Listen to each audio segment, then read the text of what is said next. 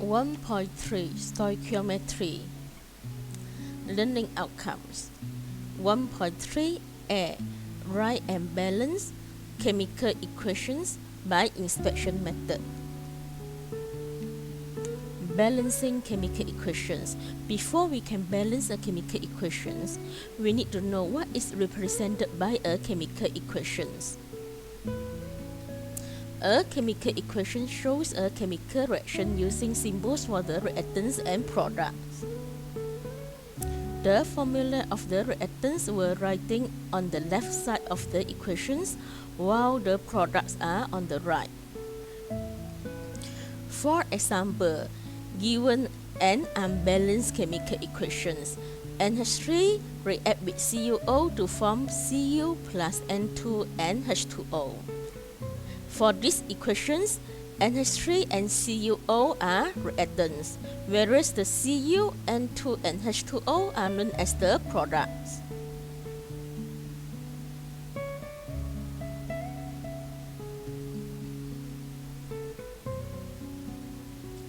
To balance the general chemical equations, inspection method is applied.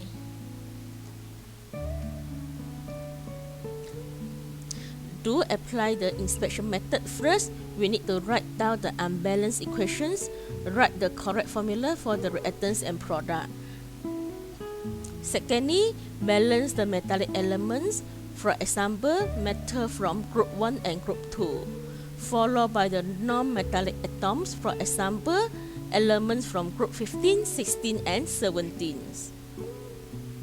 Next, balance the hydrogen and oxygen atoms. And lastly, check to ensure that the total number of atoms of each element is the same on both sides of equations.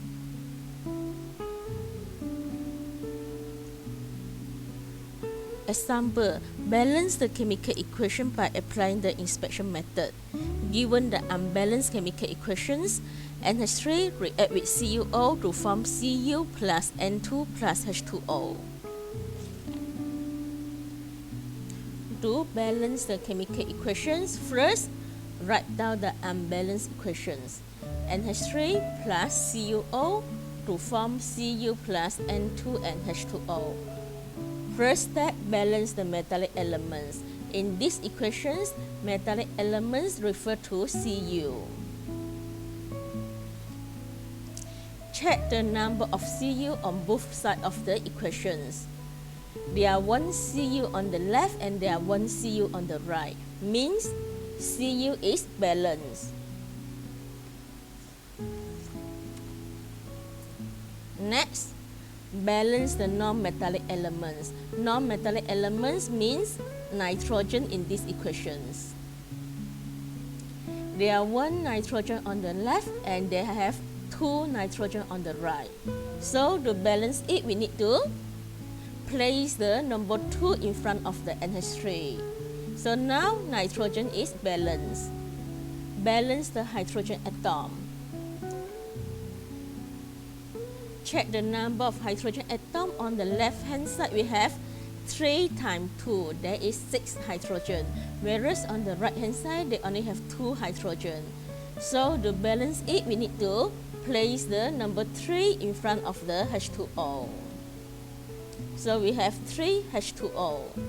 Next, balance the oxygen atom. There are 1 oxygen present on the right and they have 1 times 3, 3 oxygen atom on the right. So to balance it, we need to put the 3 in front of the CuO.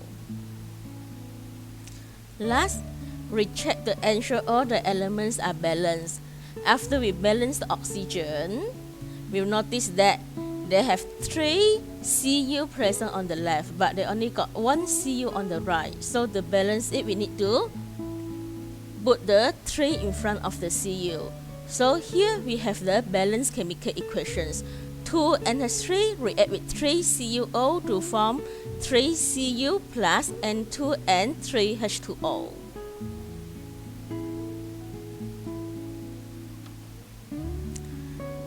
Stoichiometry calculation. Stoichiometry can be used to calculate quantities such as the amount of product that can be produced with given reactants and percentage yield.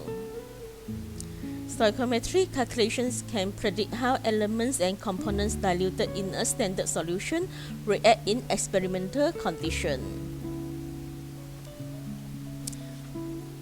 How we can rate the chemical equations?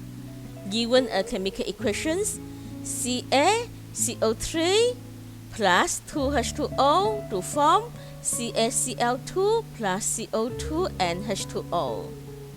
These equations can read as 1 mole of CaCO3 react with 2 mole of HCl to yield 1 mole of CaCl2, 1 mole of CO2 and 1 mole of H2O.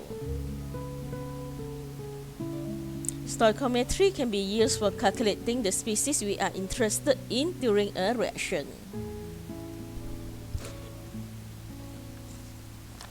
Example: in an experiment, 0.20 mole of aluminium is allowed to burn in excess oxygen gas, given the chemical equations as follows.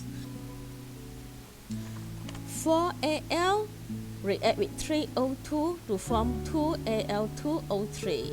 Assume that the reaction is take place at 25 degrees Celsius and 1 atm.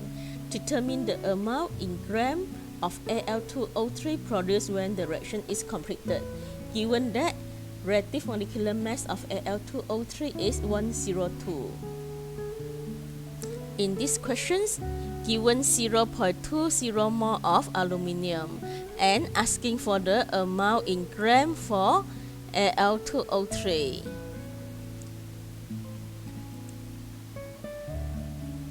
To solve these questions, we need to make the stoichiometry comparison between the Al and Al2O3.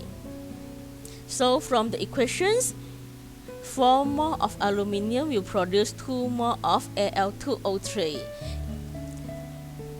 If 0.20 mole of aluminium, so we'll get 0.20 mole times 2/4 mole of Al2O3. So the number of mole of Al2O3 is 0.10 mole. To convert the number of mole to its mass, we need to use the number of mole multiply its reactive molecular mass. So the mass of Al2O3 produced in this reaction is 10.2 gram.